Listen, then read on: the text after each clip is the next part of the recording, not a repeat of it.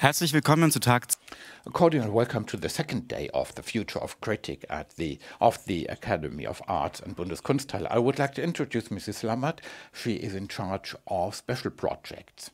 I would like to introduce Kolja Reichert, the head of the training program at Kunsthalle Bonn, and we organized the Congress together.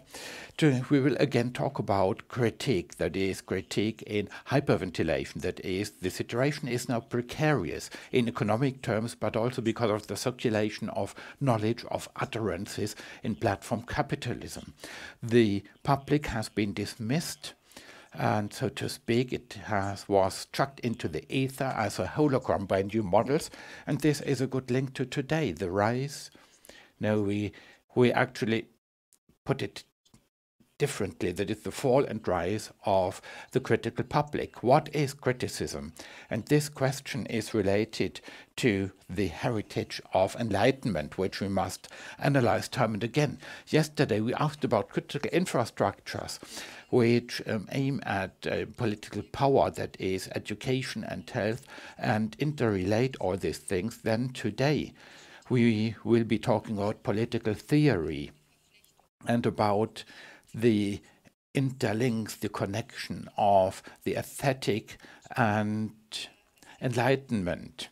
And together with Maria Domarela, Nikita Dhawan wrote the popular book Postcolonial Theory, which has several editions. She started her scientific career in Mumbai, in India, where she studied philosophy and German studies and gender studies. And in 2021, she has worked at the Philosophical Institute of Dresden. She's a professor for political sciences.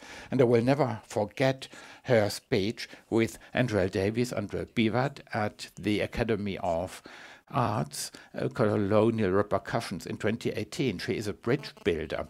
Her most recent project is to rescue enlightenment from Europeans, in particular because the post-colonial studies are seen to be anti-enlightenment, which is related to terror. She proposes critical theories of decolonization. The favorite quote is, "We live in a world in which the level charts will never end." We are looking forward to the presentation. Kick off today with my talk. I'd like to give my deepest gratitude to the Bundeskunsthalle and the AICA for organizing this event. I think it's an extremely topical issue. And like I said, warm thanks to Angela and Kolja for the invitation. Last year, I was invited to deliver the opening keynote at the Kunstsammlung NRW in Düsseldorf for their initiative, for their exhibition Nichts als Zukunft. There was a special exhibition of the Ghanaian British artist Lynette Yadom Bayoke. The curator shared with me two interesting stories about the exhibition. The first story the curator told me was really encouraging about how the artist, whose parents were immigrants from Ghana and worked as nurses, was receiving incredible accolades. While the paintings were on their way to Düsseldorf, the insurance company called K20 as the value of one of the paintings had gone up dramatically, and so it had to be reevaluated. It was, of course, exciting to hear about the success of a Black artist who only paints Black people in her paintings doing everyday mundane things. But then came the second story, which was a sobering example of the challenges of decolonizing the arts. The curator was standing in the foyer when she was approached by a Black woman, a middle-aged Black woman, who told the curator she wanted to see the exhibition but could not afford the €12 ticket. The curator made it possible for the Black visitor to see the exhibition, but both these stories indicate the complex relation between art, art institutions, and capitalism. An excellent example of art washing is how during the COVID pandemic, while millions of people lost their livelihood and are driven to precarity, museums like Met are flushed with funds as its super wealthy donors became even richer during the crisis. So I know this because I was cooking one day and was listening to the radio, and there was a very interesting radio interview with the director, Max Hollein, who was asked about the crisis during that the art institutions were facing, and he said, well, our situation is different. My final example is the keynote speech delivered by the Nigerian writer Chimamanda Adichie at the ceremony of the opening of the Humboldt Forum on 22nd September 2022. In all the German newspapers and social media reports, I mean, this was before Documenta, there was consensus about how critical Adichie's talk was and how celebrated this talk was, what a good resonance this talk had in the German media. And I merely wondered, what is the price of critique? How much did Adichie charge to remind Germans of their bad faith? So just to share a visual with you all here. While Adorno questions the right to the right of art to exist, also Existenzrecht der Kunst, during the pandemic, the foremost question has been, are the arts an essential service, as vital as health, education, defense? Also, I like the German question, systemrelevant, sind die Kunst, ist die Kunst systemrelevant? To take inspiration from the trade union Verdi, I would argue that certainly arts are systemrelevant, without question. But the question is, are they relevant in a false system? Die sind natürlich relevant, aber im falschen System relevant.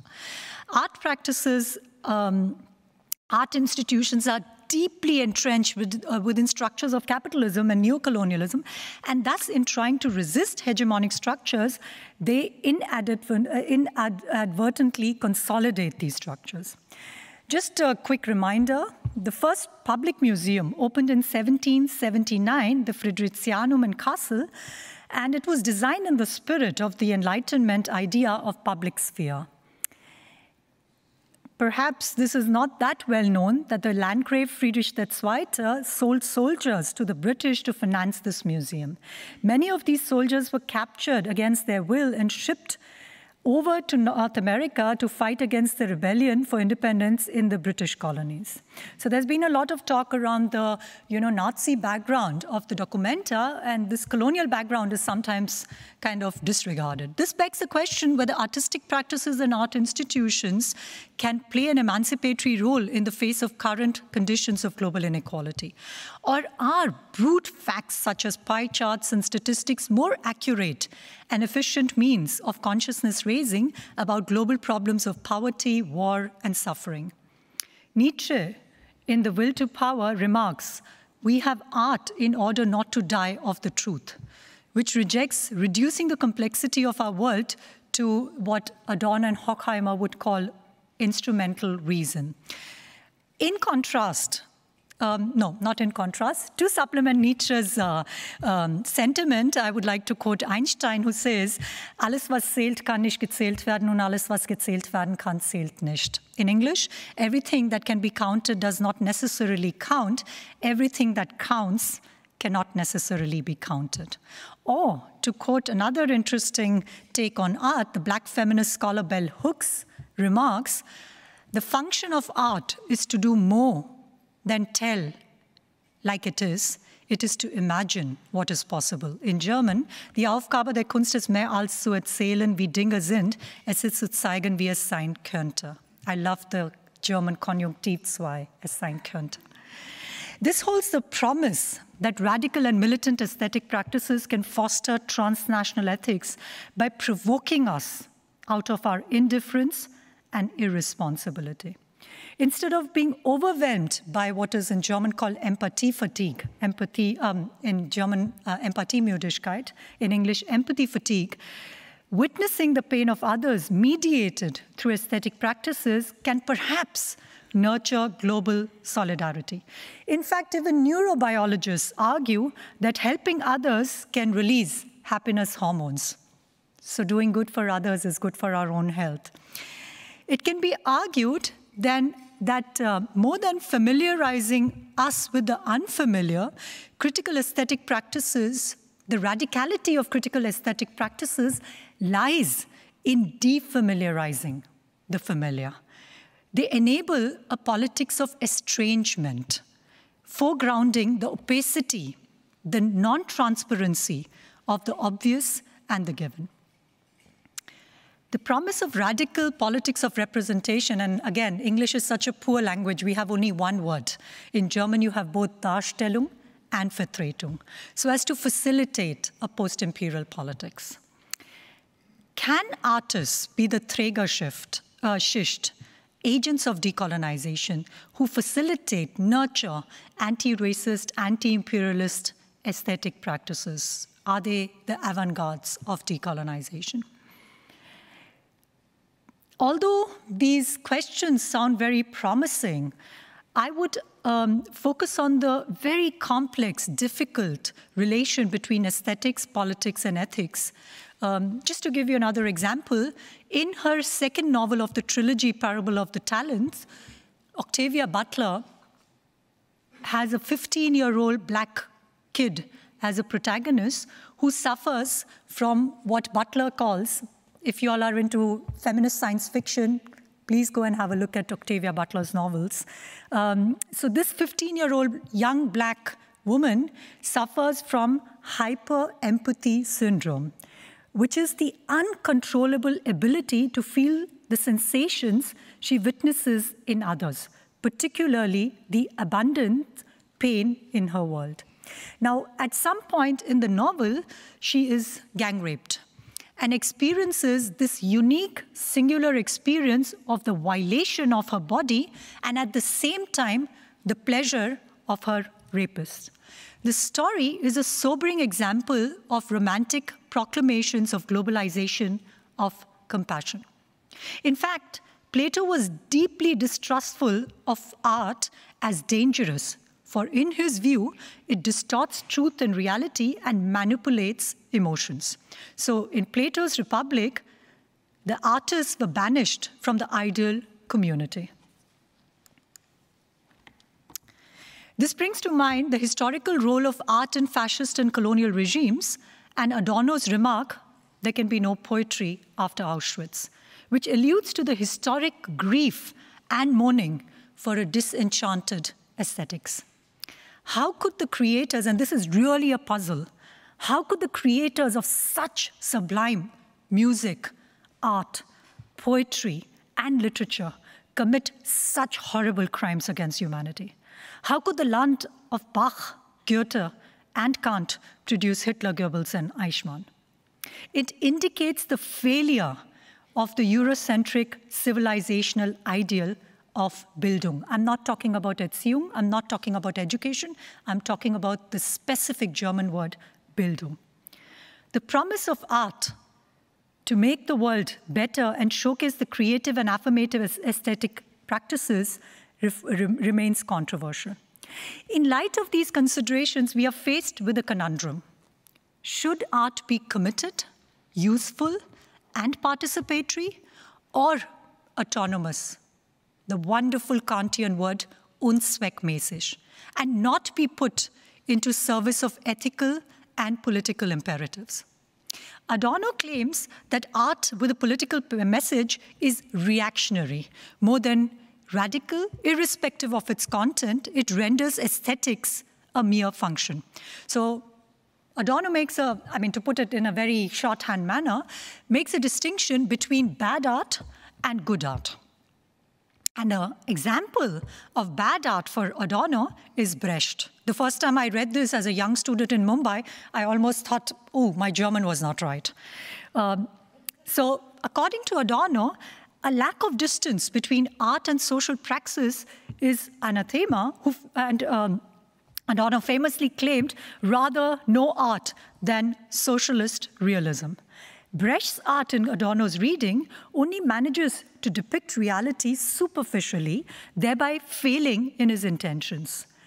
It only, this stands, in contrast to, so Brecht for Adorno is bad art, and good art is Beckett. And why is Beckett's art good art? Because it does not resort to didactics in the representation of social suffering. Dismissing Brecht's manipulative technique, which prioritizes doctrine over form, Adorno foregrounds the ambiguity of autonomous art that inspires rather than sermonizes. Political art for Adorno is the instrumentalization of art. Irrespective of the content, art with a political message, in Adorno's view, is reactionary rather than political, for it reduces aesthetics to being a mere tool. Political art tends towards the propagandistic while sacrificing the aesthetic. Gorged against committed art stands autonomous art, which has no obvious use value, but rather dialectical critique is performed through abstraction, absurdity, and parody. In Adorno's reading, autonomous art is self-critical and reflexive. It is self-doubt, self-scrutiny, which is foregrounded, like the works of Beckett, which go beyond merely mirroring empirical reality and documenting history. How do you summarize Waiting for Godot? Two people are waiting and waiting and waiting. Rather than promoting a specific ideology or being socially useful, the commitment of autonomous art lies in providing a counterpoint to existing social norms. Adorno's fears about the politicization of aesthetics, wherein it becomes mere instrument of competing ideologies, seems to be confirmed in this year's Documenta. I'm sure all of y'all in the audience are suffering from Documenta fatigue. So I'll keep the next section short and then move on to my next point. So the next point is called the German art of self-critique. And again, a play on the art. Also die deutsche Kunst der Selbstkritik. In her book, Learning from the Germans, Race and the Memory of Evil, Susan Neiman argues that Germany is exemplary. Again, I like the German word vorbildlich because it has Bild in it. So Germany is exemplary in how a country can come to terms with its historical wrongdoings. The book traces the long and difficult path Germans faced in their effort to atone for the crimes of the Holocaust. Progress is evident in laws, in language, in how diversity is handled, according to Neiman. So to quote Neiman, no other country in the world has come close to facing the crimes of its history as Germany has. End of quote. Neiman's faith in Germany, in German Vergangenheitsbewältigung, seems to be misplaced, and the controversy around the Documenta is a case in point. The German Chancellor Olaf Scholz did not visit the Documenta exhibition this year, and allegations of anti-Semitism linked to the contemporary art show, which was dubbed as post-colonialism's Waterloo. A press release announced, and I quote, Olaf Scholz is a big fan of the Documenta and has probably not missed a Documenta in the past 30 years. However, Scholz has decided not to visit this year's edition. End of quote. Artist Hito Steil also pulled her work from the Documenta, saying she has no faith in the organizer's ability to address anti-Semitism. The reputed art critic Beson Brock had the following to comment. I quote, all these states of the global south are not only religious fundamentalist in orientation, but compared to the welfare states of Western Europe, they virtually allow asocial, in original German, asoziale attitudes to be taken for granted. End of quote. It's ironic that Brock uses Nazi vocabulary to describe post-colonial anti-Semitism. During the Documenta controversy, I had to think of Gayatri Spivak's remark, and Angela already mentioned it. We seem to live in a world where the rapists have taken charge of the rape kit. Let me explain what I mean. In 1990, a Bundeswehr ad appeared that featured Picasso's anti-war painting. Underneath, it read, enemy images are the fathers of war. I hope the irony of the Bundeswehr using Picasso's Guernica for marketing purposes to attract recruitments is not lost on this audience. Despite the controversy, the Bundeswehr did not apologize for the campaign. Scholz did not visit the Documenta in June 2020, but went to Saudi Arabia and Qatar in September 2022. Sorry, he did not visit the Documenta in June 2022, but went to Saudi Arabia and Qatar in September 2022 in order to deepen energy partnership with both these countries. In 1947, Saudi Arabia voted against the United Nations partition plan for Palestine, which aimed to split the territory of British Palestine into an Arab state and a Jewish state. Saudi Arabia has not recognized Israel since the latter's independence in 1948. And Saudi Arabia and Qatar both do not accept Israeli-issued passports. I think they made an exception, Qatar made an exception now for the World Cup football. So if you have an Israeli passport, you can go to Qatar to watch the football matches. Steil was accused of double standards and dishonesty as she received funding from the Julia Stoschek, who partly financed Steil's Factory of the Sun at the German pavilion of the Venice Biennale 2015. Stoschek later bought the artwork, which is on display in her private museum.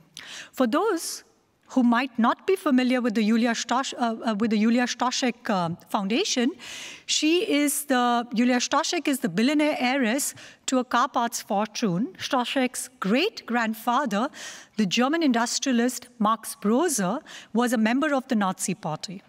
The link between the Stoschek family's fortune and forced labor in World War II has been well known. Julia Stoschek collection is one of the world's preeminent private institutions for media art. Stoschek claimed that no artist from her collection has voiced concerns to her about her family history. In her words, they trust us. I take this quote from a New York Times article.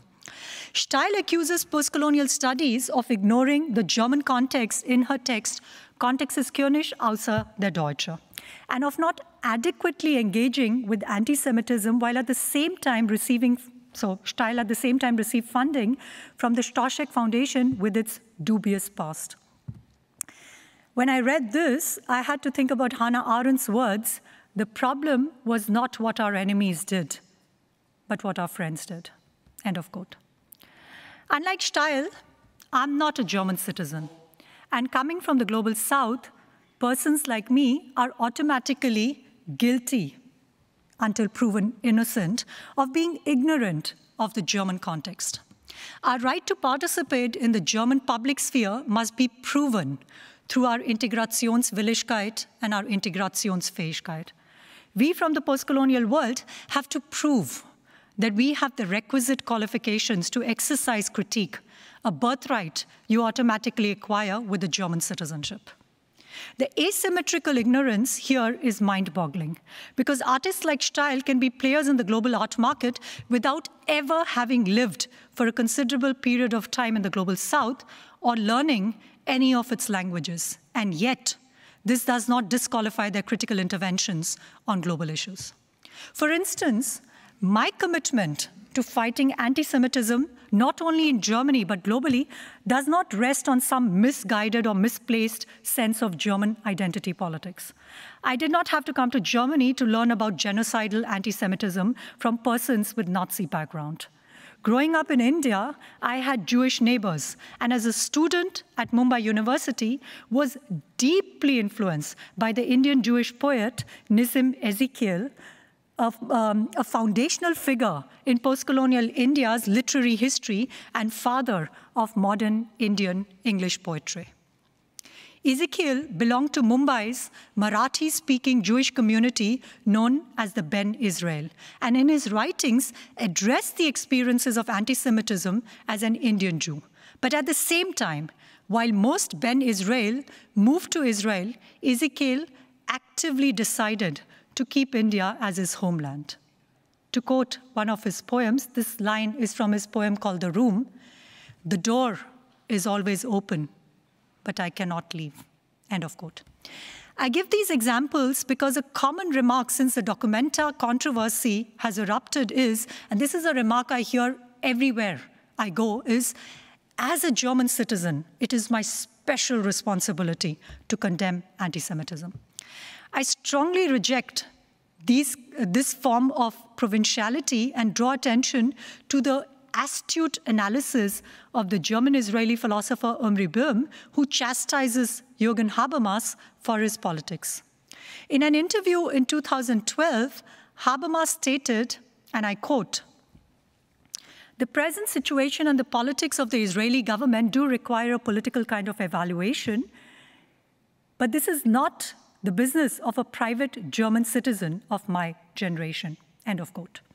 As Böhm compellingly argues, the critical engagement with the Holocaust should contribute to global solidarity and strengthening of universal norms of human rights and international law, instead of feeding ethno-nationalistic projects which exclude other forms of memorialization.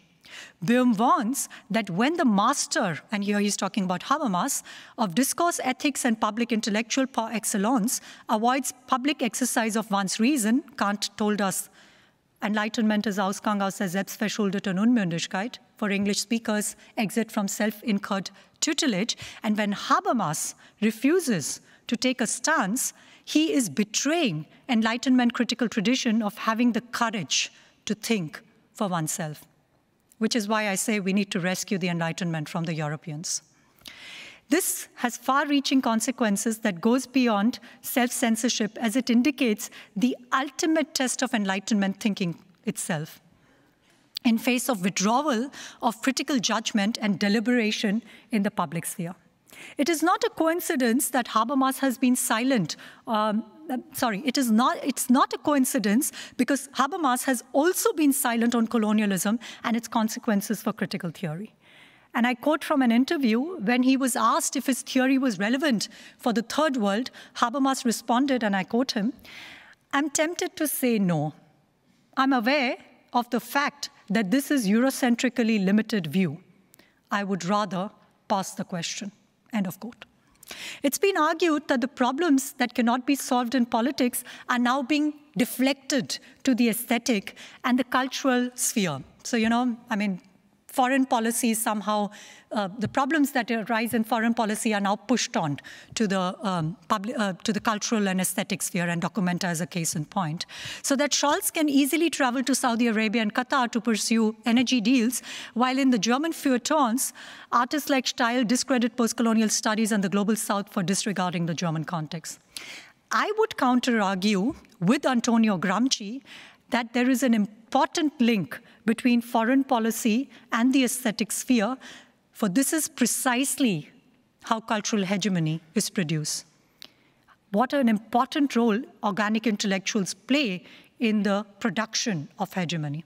It's not brute force and coercion, but the non-state apparatus and organic intellectuals, like artists and cultural workers, who consolidate state ideology.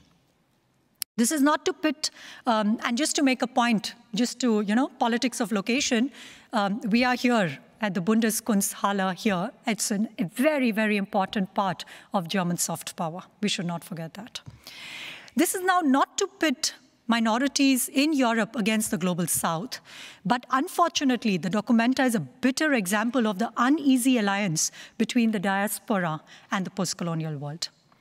Europe and Europeans deploy self-critique as a weapon to humiliate and discredit non-European critical thought. Europe claims that its tradition of self-critique and self-evaluation enables Europeans to reflect upon their crimes and failures so as to self-correctively emerge as more ethical and responsible. This special critical tradition is repeatedly celebrated in all grand discourses on Europe by Europeans. Europe's practice of questioning itself, self-scrutiny, self-doubt, is considered the greatest strength and the most significant legacy of European Enlightenment. This supposedly sets it apart from other cultures who are deemed incapable of self-reflection.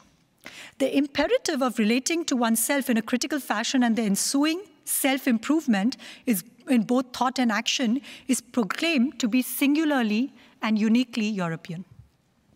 But as the psychoanalyst and literary scholar Adam Phillips points out, self-critique can be an unforbidden pleasure. So there are pleasures that are forbidden, and then there are unforbidden pleasures. Because he says self-critique is unimaginative and narcissistic. You're only engaging with yourself. Europe bewitches us with its claim of being able to be self-reflective through self-reproach. In my view, European self-critique is non-performative. And here I take the term from Sarah Emmert, who points out that non-performativity of an utterance does not indicate its failure. Rather, its very success lies in not doing what it claims, even as it is read as performative, namely, as doing what it pledges. The farce of European claims of self-improvement through the practice of self-critique is that there is a negative relation between rhetoric and reality. For all the talk about European commitments to anti-discrimination, equality, freedom, democracy, justice, human rights, critical rhetoric does not deliver a post-imperial politics and ethics. Just to give you again a concrete example, because I went into theory in the last 10, 15 minutes, the murder of climate activists in countries like Colombia, Brazil, and the Philippines in recent years has been unprecedented. And yet, when we think about the current ecological movement, we think of the first world activists of Fridays for Future. So this is from the World Economic Forum in January 2020 Davos, and this is the image that was circulated all around the world. The original image actually looked like this. And they just simply cropped out the Ugandan activist Vanessa Nakate from the photo. So this is the image that was circulated all around the world. I hope you get my point. In her book, An Aesthetic Education, Gayatri Spivak speaks of transnational literacy and planetary ethics. So we're not talking about intercultural competence. We're not talking about the Integrationsfähigkeit and Willigkeit of migrants in the German context. We're talking about transnational literacy and planetary ethics. This moves beyond Western liberal notions of cosmopolitanism and digital humanities. Warning against dangers of performative gestures of inclusion, Spivak pleads for a redistribution of agency and a new international division of intellectual labor. Decentering Eurocentrism necessitates training the imagination to approach difference in a non-paternalistic manner. And here, art functions as pharmacon. It can be both poison, but also medicine, counterpoison. The tragedy that is playing out in Germany at the moment is that there is no scope, and this is a term I take from Jacques Derrida, critical intimacy between diverse aesthetic practices in the current political climate. Any efforts to think together human suffering and pain in its various manifestations is rendered taboo. So my argument is you don't decolonize the space here by inviting Nikita Dhawan to give the keynote. I'm part of the transnational elite. We need a much, much more nuanced approach to the question of how we need to transform spaces, how we need to rethink the very question of the role of art. So my final example. In his play, Dak Ghar, written in Bengali by the Nobel laureate Rabindranath Tagore in 1911, so my final example is the play Dak Ghar, or the story around the play Dak Ghar, in English Post Office. This play was translated into French by André Gide and was read on the radio the night before Paris fell to the Nazis. During World War II, there were 105 performances of Dak Ghar in concentration camps in Germany. Perhaps one of the most noteworthy was its staging by Janusz Kotzek, the pen name of Henry Goldsmith, a Polish Jewish educator who ran a Jewish orphanage in the ghetto in Warsaw. It was there that the play was organized for children just a few weeks before they, as well as Koschek, was deported to the concentration camps of Treblinka. So this is the invitation that was sent by Koschek announcing that Daghar would be performed by the orphans in the Warsaw Ghetto. The story of Daghar, the post office, revolves around a young child named Amal, an orphan who suffers from an ailment and is homebound. In his quest to explore the world beyond the confines of his home, he sits near a window facing a road and talks to people passing by. Amal is fascinated by the newly constructed post office near his window and imagines receiving letters from the king. The play represents a vivid picture of Amal, his longings, his ideas of life, and the limitations he faces in the face of his own mortality. Kozak's children's home in the Warsaw Ghetto held nearly 200 children between the ages of 7 and 14. Food rations were difficult to acquire, and hunger, starvation, and illness were ever present, as was the threat of mass deportations. Now, in this time of fear and suffering, one could ask, why did Koschek have his orphans stage a play? And even if he wanted to stage a play, why take one by an Indian playwright from a faraway country? In the bleakness of the Warsaw Ghetto, Kozak helped children prepare their costumes out of materials like old bed sheets and torn socks. It's reported that the children were excited by the prospect of an entire community coming to see them perform. Kozak, in his diary after the performance of the post office, so this was, the performance happened, and 3 days later they were deported to Treblinka, and this was one of the last entries in his diary, and I quote from there. He says, "What would have happened if the actors of yesterday were to continue in their roles today? Yashek fancied himself a fakir, Chaimek a real doctor, Adek the Lord Mayor." End of quote. 3 days later, mass deportations to Treblinka began, and neither Koschek nor his children would be spared. In performing the tragic play about a young ailing boy in India on the verge of an untimely death, the most obvious explanation would be that Koschek was perhaps preparing the orphans in his care in Warsaw for their eventual death. But a more compelling reasoning is that it was an effort to give these children dignity through aesthetics when they had been robbed of their humanity. Taking inspiration from Jewish ethics, it is my firm belief that in the interest of repairing the world, tikkun olam, we need another politics of critique and self-critique. Let me end with the metaphor of the 7 blind men and the elephant. And again, this is when the Documenta controversy was happening. I wrote my PhD on this. So I had to think about the 7 blind men and the elephant. And those of you all who are not familiar with this story, each blind man claims that his perspective is the only valid one and dismisses those of others as false. The claim to a universal and uniform truth leads to the negation and exclusion of every other point of view. Now, in classical Aristotelian logic, which has deeply influenced Western thought and European Enlightenment, there can be only 2 possibilities, namely true or false, and these are mutually exclusive. And this 2-valued order of thought has a very, very strict limitation.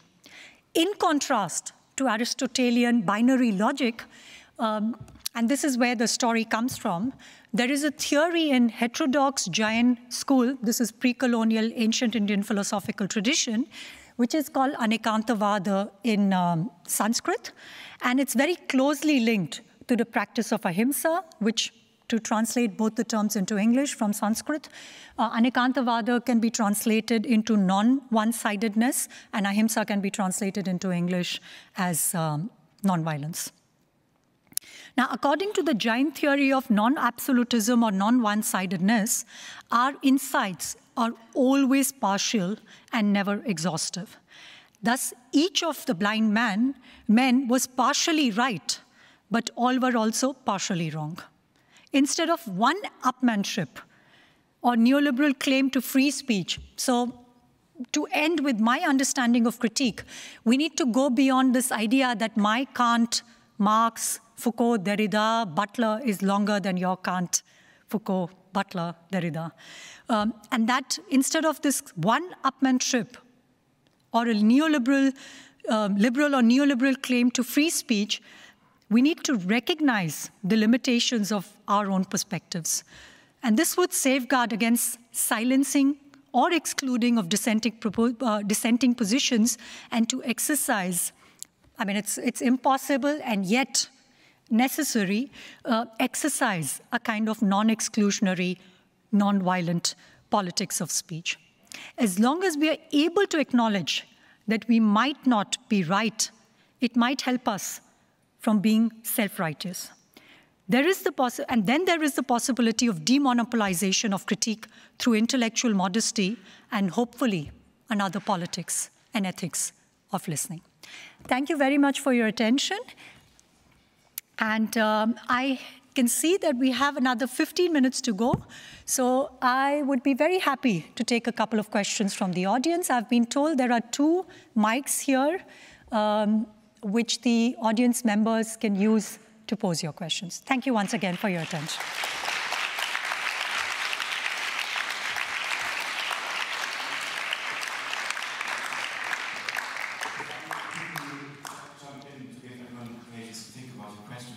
Are plenty. I first want to thank, in the name of Angela, also for this talk, which was a real Nikita Dhawan, in the sense of using highest theoretical abstraction with a mix with most concrete examples in historical context to actually expand the space that allows us to even focus on the same subjects. The public sphere is back. Thank you, Nikita. I just want to quickly also expand the perspective on one crucial detail that you used, which is the example of Hito Steyerl. And as Hito Steyerl is a member of the Akademie der Künste and also will talk on the last panel of this conference on the 26th, I just wanted to hint to the fact that Hito Steyerl has spent a lot of time in the global south, if you count the Kurdish communities or societies in Iraq and Syria and Turkey as part of the global south. And I think, as I understand her article, she did not, in general, judge post-colonial theory for a blindness on a German context, but rather called for responsibility when this theory is applied in Germany, in German institutions. Concerning the work that was brought by Julia Stoschek, as I understood, due to a lack of public funding, the only possibility to finish the German pavilion in the Venice Biennial in 2015 was actually to sell Factory Sun to Julia Stoschek. And under the impression of ongoings this summer, Hito Steyerl decided to buy the work back. And both, like withdrawing from Documenta and buying the work back, are, of course, measures to insist on the necessity on dealing with German responsibilities. And as a half Japanese growing up in Bavaria, Hito Steyerl really knows what it means to face racism in Germany. Thank you for her defense. It's interesting to hear these things, but I won't go into details because I don't want the discussion only to be about her. I just took her as a case in point. You mentioned her Japanese background, and it would have been, in that sense also, I think, a kind of perhaps ethical move to talk about also then Japanese occupation of Indonesia in all her in her comments or her interventions during the Documenta So that's also, I think one of the most important things that we've learned from Spivak's Can the Subaltern Speak is not what is said, but what is left silent. Thank you.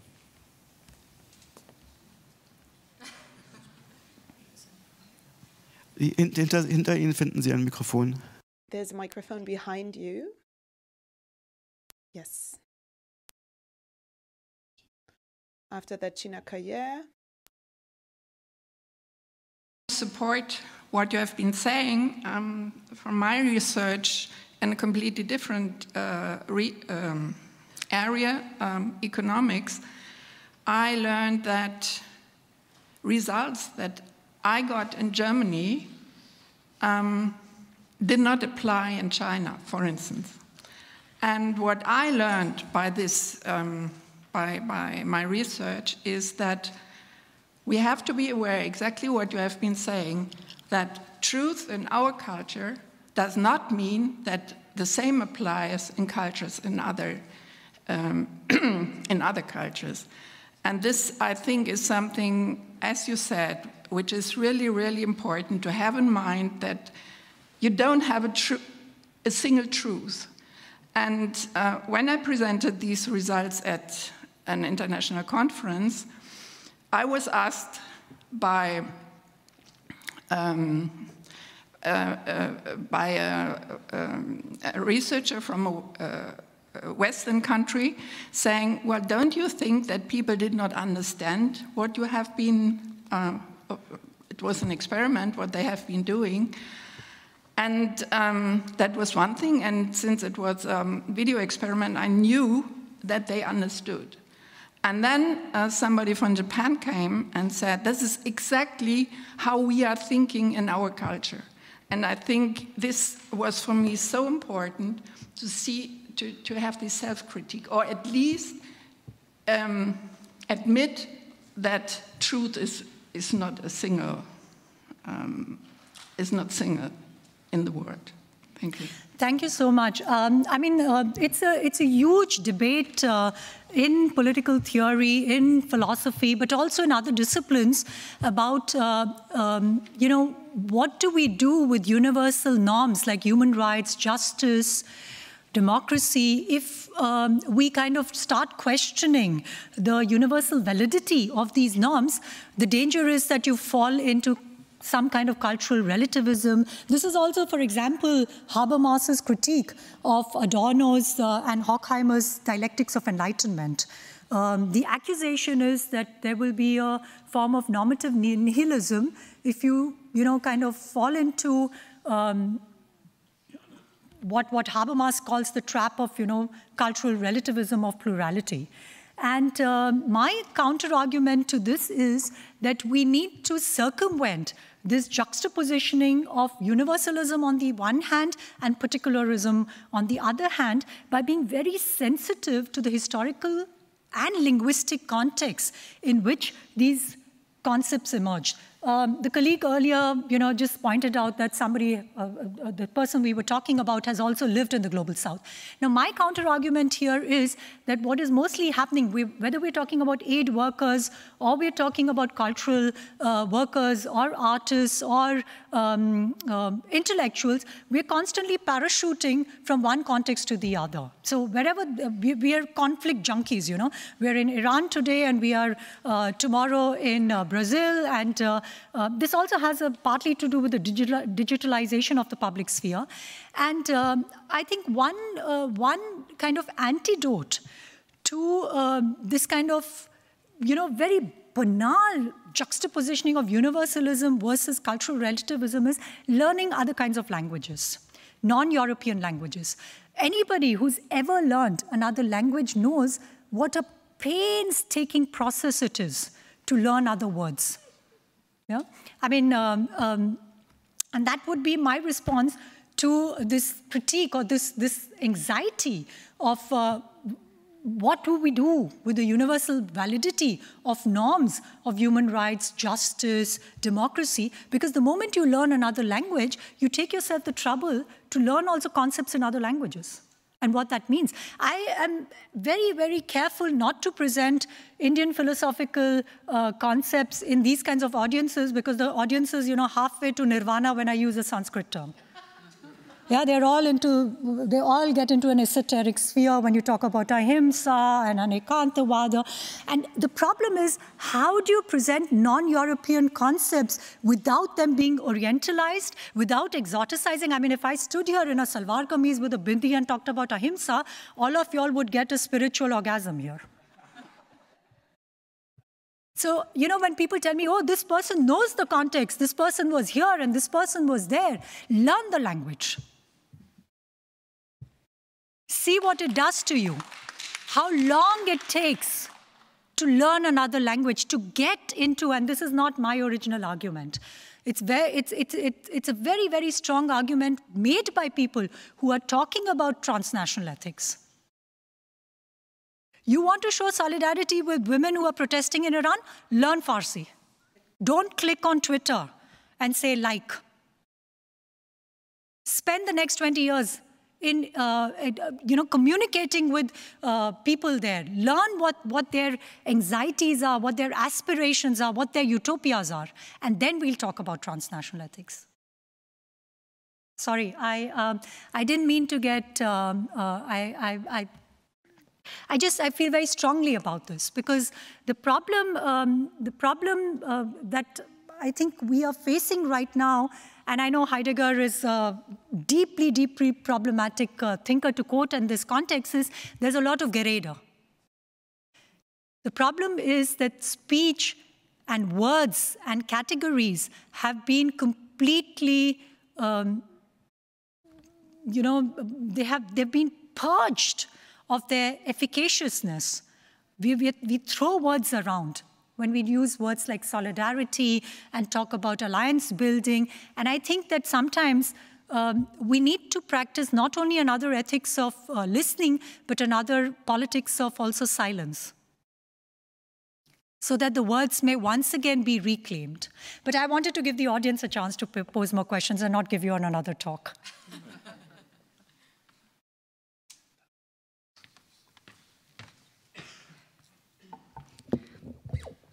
Hello, my name is Maria Inés Plaza. Thank you so much for your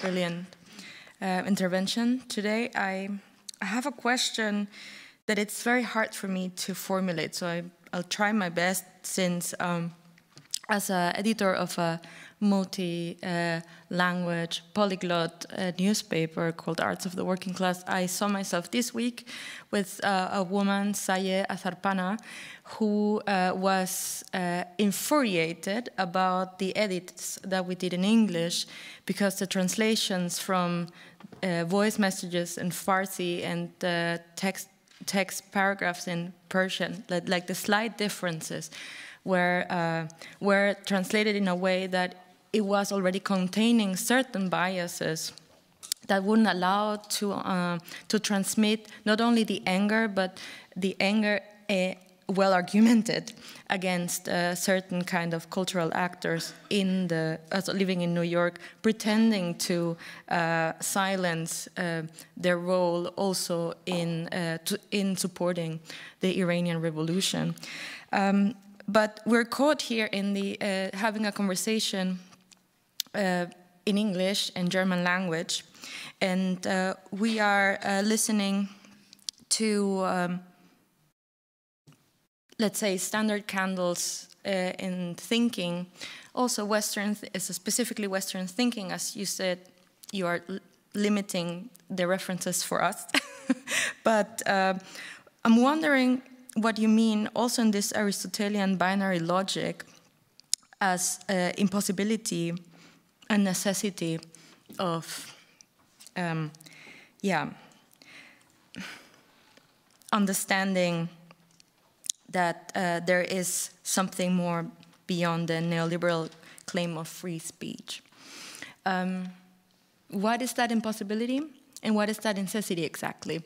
And if we can try to maybe use as an example the state of art criticism today, how would you place that binary logic, and how would you suggest to exit it? Thank you. Thank you. You've raised a lot of very, very important issues, and the countdown in front of me says that I only have 3 minutes left. I'm just showing you my Integrationsfähigkeit and Willigkeit about timekeeping here. I don't know which of the questions to answer because you raised so many important points. Maybe I might just limit myself to the question of this point you made about, neoliberal and liberal approach to free speech and censorship. Again, to come back to what has been happening in Germany in the last few months, it's interesting to note that very unfortunate, my fellow Mumbaiite, Salman Rushdie, when he was attacked, it was quite striking how the Western media reported the attacks on Salman Rushdie. And once again, this whole liberal discourse on free speech and freedom of thinking and free thinking and what a deplorable act it was to attack Rushdie. And suddenly Rushdie became an embodiment of all the liberal values. And I had to think, what a incredible hegemonic listening is playing out in the European context, because of course the target of Rushdie's critique is mostly Islam. And how there is a certain, erotics of listening also, because the Zielgruppe, the group that Rushdie is critiquing is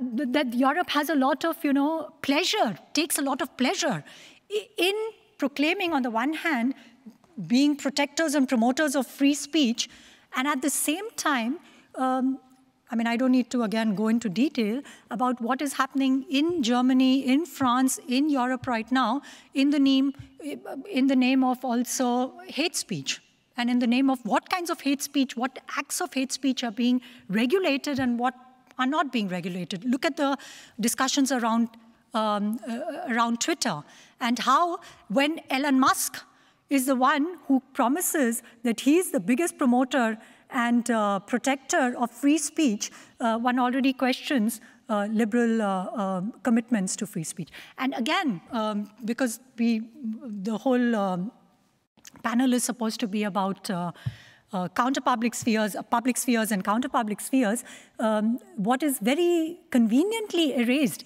in the whole discussion around speech and free speech is the material context in which our speech acts are made possible. So to go back to a historical analysis, when Kant talks about and describes, the emergence, the birth of European Enlightenment, and talks about coffee houses and reading rooms where reason went public, Ausgang aus der selbstverschuldeten Unmündlichkeit. And Habermas, drawing on Kant, talks about public spheres. My question is, where did the coffee come from that the bourgeois men were drinking? Where did the tobacco come from? Where did the sugar in the coffee come from? Who financed the Enlightenment? Yeah? To quote Fanon, Europe is literally a product of its colonies. And the same thing is playing out today when we are tweeting our support, whether it's for Iranian protesters or whichever protest movement is flavor of the day, and what is it's always agency and complicity. I am equally complicit in these global structures. When we use our gadgets to tweet anti-imperialism slogans, one sees how the erotics of resistance is playing out. My watch tells me that we are all out of time. And thank you once again for the invitation. Thank you once again for the questions. And I look forward to the other contributions and wish all of us a wonderful day ahead. Thank you. Thank you so much, Nikita Dhawan, our most humble expression of thanks for pulling the ground away below our feet and expanding the space of speech.